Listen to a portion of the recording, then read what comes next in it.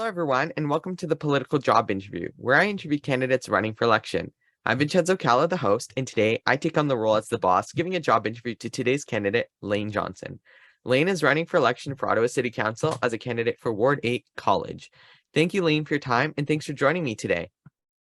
Thank you very much for organizing these. They're fabulous. Well, it's great to have you, and let's get this job interview started. So as with any good job interview, I'm going to start off with an opportunity to learn more about Laine. So the first question is, can you tell me a bit about yourself and your story? Certainly. So I am a resident of Ward 8. I live in College Ward with my husband, who runs a small business in the trades, and my two children. My daughter just started school this past week, so we are fully embedded in family life.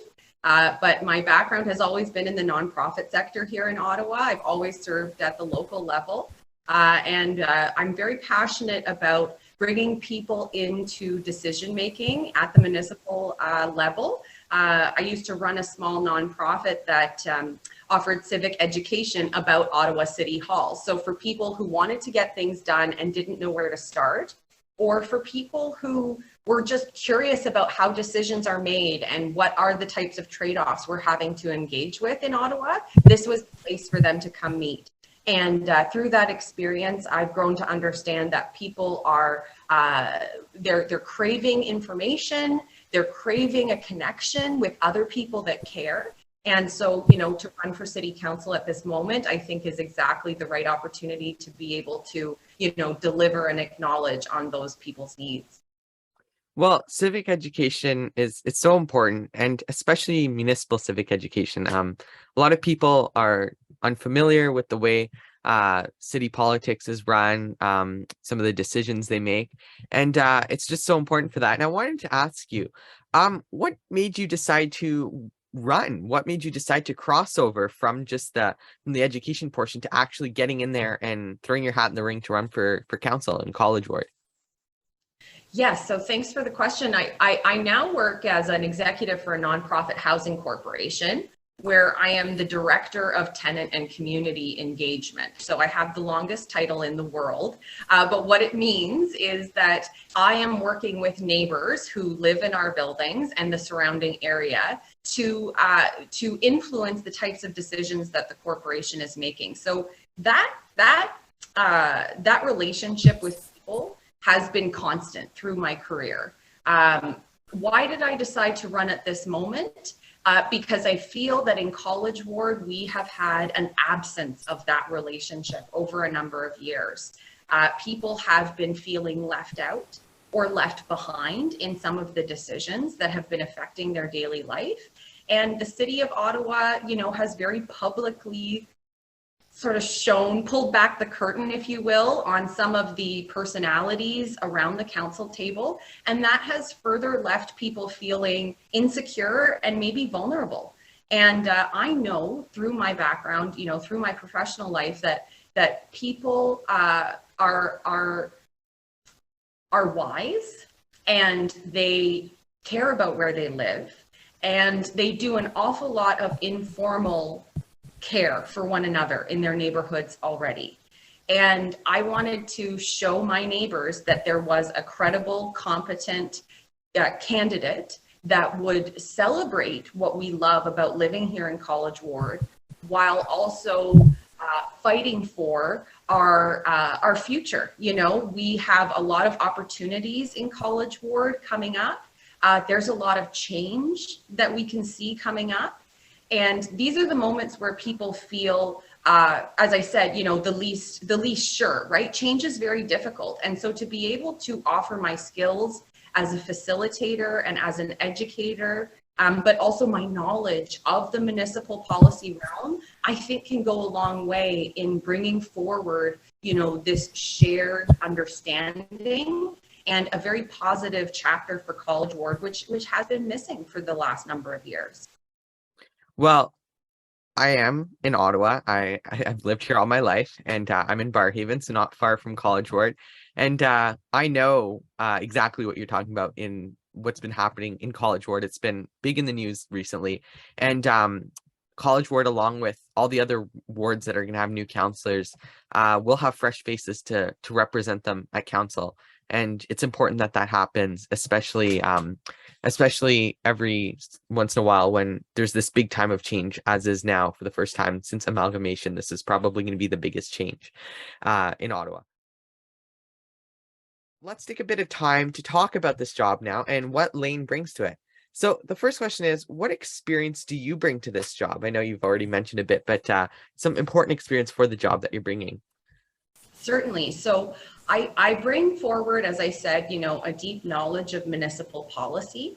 So in the nonprofit that I ran, it was actually called Citizens Academy. And now it's called Synapsity, but in its origin story, it was called Citizens Academy. And we would see, a lot of people from across the city, and we would screen based on diversity.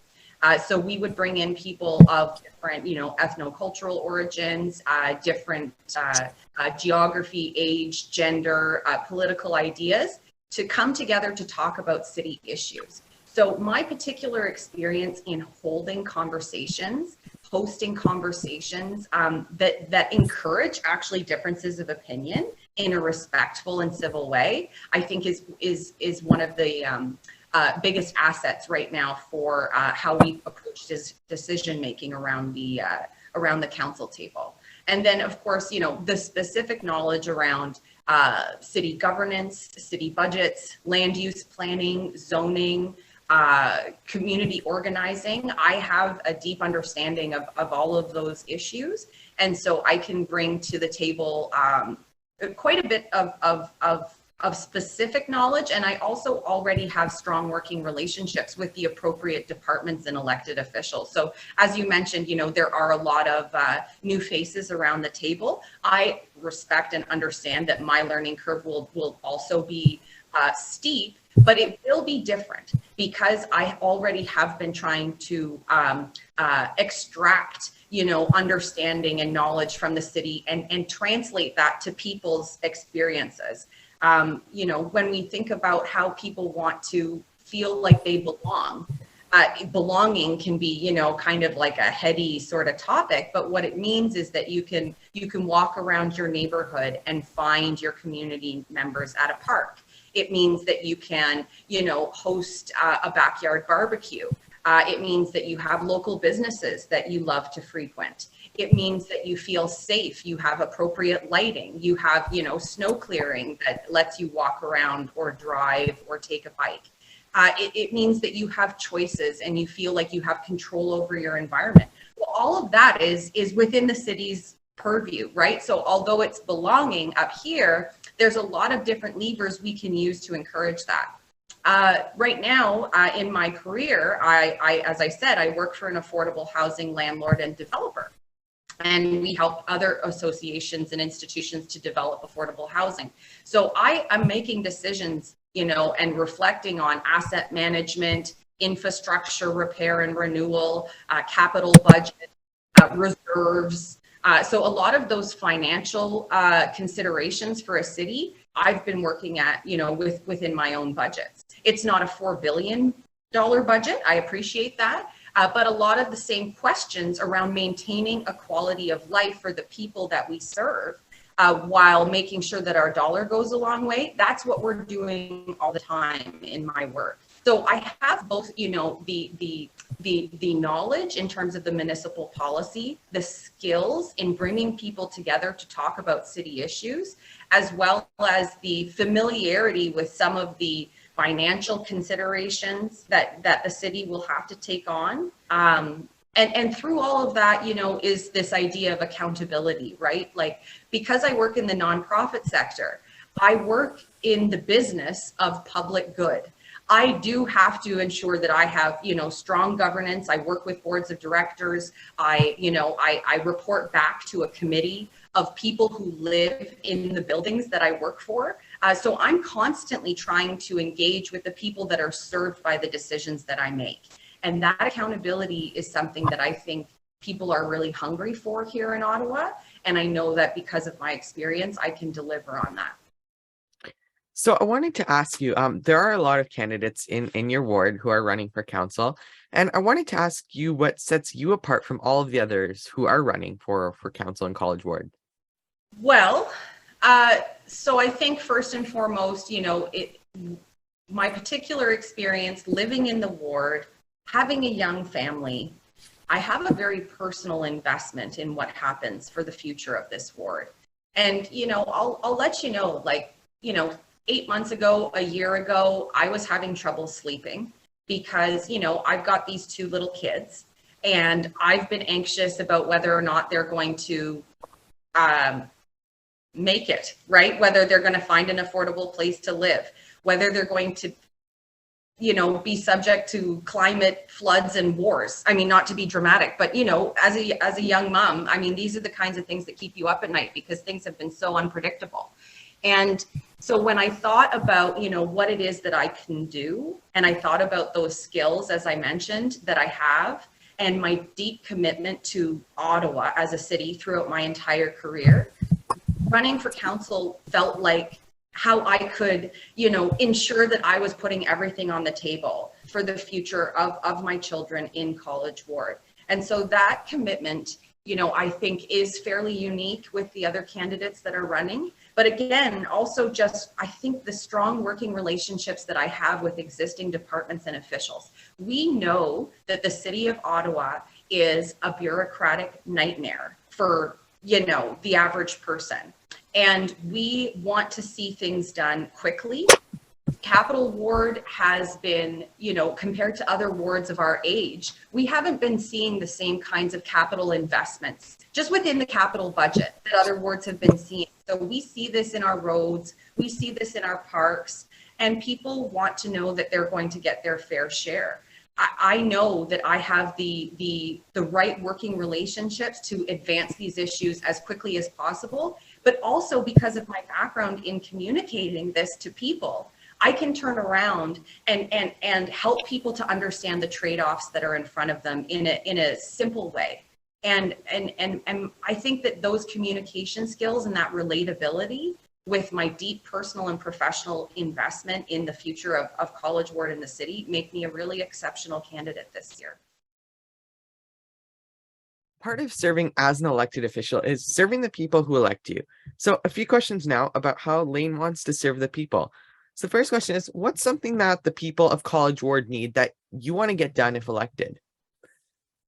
Well, there's some really low-hanging fruit here, Vincenzo. So I'll just start with the basics. People want to know what's going on. They want a regular newsletter. They want pop-ups in a ward. I mentioned before I used to run this nonprofit. I also, through that, ran a consulting arm for institutions that wanted to connect with the public.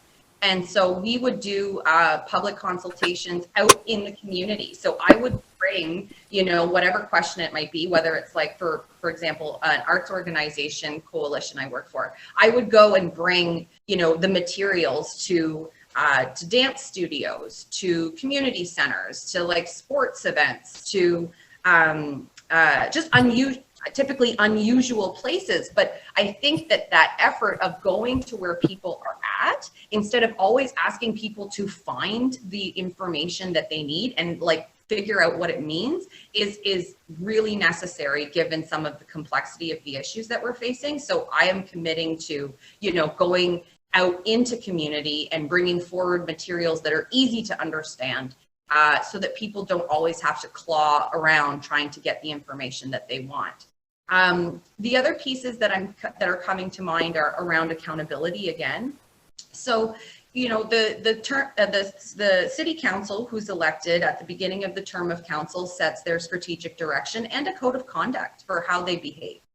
And given some of the things that I've been hearing at the doors and some of the, meetings that I've watched as well, I think we're all feeling a little worried about how people are showing up for each other around the council table and are concerned that maybe some of the personalities are getting in the way of the decisions that are being made. And so how do we better use the code of conduct, which is a very typical governance tool, to be more transparent about how we're going to show up for each other? And how are we going to make sure that those who violate that code of conduct are accountable to people? Can it be centrally available? versus like buried in a bunch of minutes all across all the different committees in terms of council and council meetings. So more centralized information available like that are some of the ways that I think we can strengthen our relationships with people.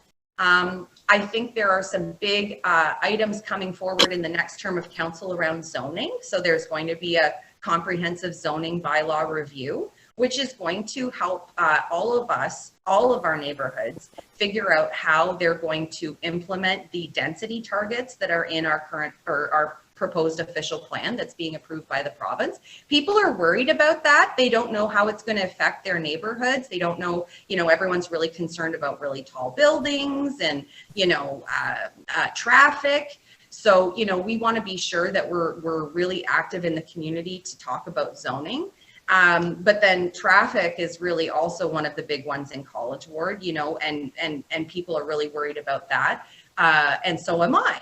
That was sort of my origin story. I wanted to take my kids to go get a bag of milk in a stroller, and I didn't have sidewalks and I didn't have snow clearing. And then I'm on baseline, which is a bit of a nightmare for pedestrians, right? So as we're welcoming growth, we need to understand how we're helping people to move around the city safely. So I would really like to unpack some of the ways that we approach our traffic considerations. Right now we have the temporary traffic calming department sits over here and the permanent traffic calming department sits over there, and they don't actually talk to each other regularly. That's a bit strange. Why are we not figuring out how to lever temporary if the permanent's taking a while? What's going on there bureaucratically? There's only 10 traffic calming studies done across the city of Ottawa currently a year, and it renews every year. So like if your neighborhood is not dangerous enough and you aren't successful in being that 10, you have to reapply the following year, which means that some neighborhoods can just roll and roll and roll, right? So reprioritizing our budget, doing objectives-based budgeting to include traffic, I think is a big thing for people right now in College Ward, and I would be fighting for that. Well, a lot of important issues there, and I'm just gonna tell a quick little story. So at the time of this filming, yesterday, so I go to the University of Ottawa, and yesterday, I had a break, so I walked across the street to go for lunch at the Rideau Center. And as I crossed the street, they were doing some road work construction, and the sidewalk was closed, and there was a little arrow saying go this way, and it just made you walk on like grass. Like that was the official detour for pedestrians, on just a grass path that people walked on and I guess was trampled by feet. But that just shows some of the pedestrian infrastructure failures in this city that need to be looked at, because I can walk, but the people who have disabilities or wheelchairs, they would have no option but to have to go all the way back, cross the street and go down when they weren't told. So that's just a big issue that needs to be talked about more and figured out how we can keep this pedestrian infrastructure actually relevant and important and useful to people. Yes, I totally agree. So finally, I wanted to ask you an accomplishment. What's one accomplishment that you've achieved that demonstrates why you'll be a good elected official if the people choose you?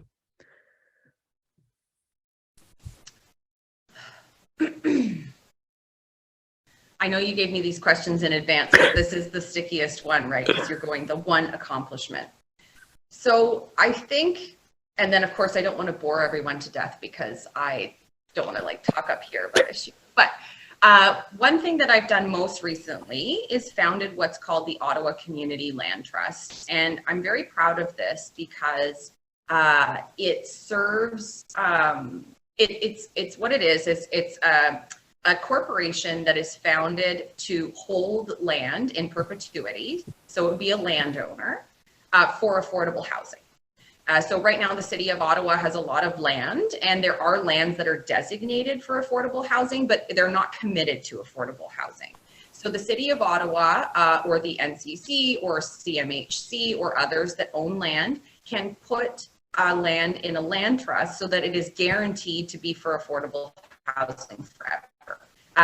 The reason why I'm particularly proud of this is because it's actually a great financial tool as well. So it's, I think, a good example of how we can achieve a couple bottom lines at once. So one, of course, affordable housing achieves a social bottom line. It's for people.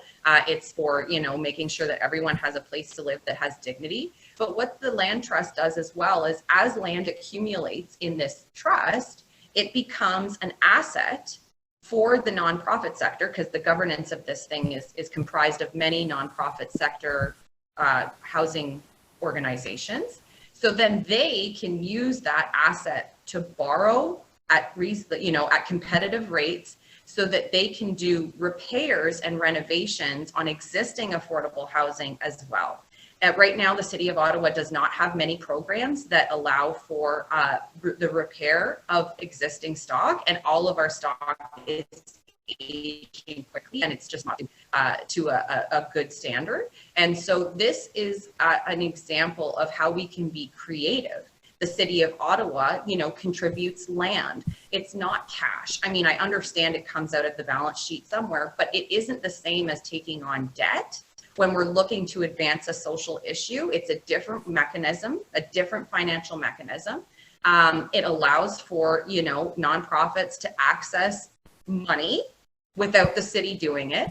It allows for someone else to be the landlord and to support the administration of these homes instead of the city. So again, it doesn't burden the city financially that way. So I think for me, what I'm trying to say is, I had to incorporate this. I had to build the board of directors for this. I was writing the guiding principles for this. I was writing grants for this. I was very successful that way. And the ultimate, impact is that we can advance a social issue and increase, financial supports for affordable housing without taxing individuals further. And so I use this as an example because I think sometimes when we're talking about money, and like when we look at money and we look at social issues, we think social issues mean we're going to spend. And I would argue that, in fact, certainly there are aspects to this that are true, but it doesn't have to be one for one. And, I wanted to bring that up. And I think, what I'm also very proud of in terms of my accomplishments is to, create an environment where people feel successful when they participate with the city. There are people who went through that program, the Citizens Academy program, people that came from other countries, who didn't, like a lot of newcomers, who didn't understand how to participate in their city, that now have leadership roles. And we have a lot of stories too, where people met others with different points of view and came out with a better understanding and a better appreciation for different points of view. That skill of being able to listen openly, keep an open mind, have an independent thought, and be allowed to change your mind is something that we don't encourage very much, and we can entrench pretty hard in like just the way that we see things. And so to be able to create spaces where people can actually go, oh, I've never thought about it like that before. Maybe I can incorporate some of that in my neighborhood, is a very cool thing. And I think we can do more of that at the city. So thank you, Laine, so much for joining me today. It was really great having you, and I'm sure the viewers have really enjoyed hearing what you have to offer to them. Election day is on October 24th, 2022, and if you liked hearing what Laine Johnson had to say and live in Ward 8 College, you have the opportunity to vote for her on Election Day. Check with your local election officials for more details. To stay updated, make sure to follow me on Twitter, Instagram, and TikTok at bcproductions25. Check out my website, vincenzocalla.com. Make sure to like, subscribe, and choose to get notifications here on YouTube. The political job interview is a VCalla production. So until the next video, I'm Vincenzo Calla, signing out.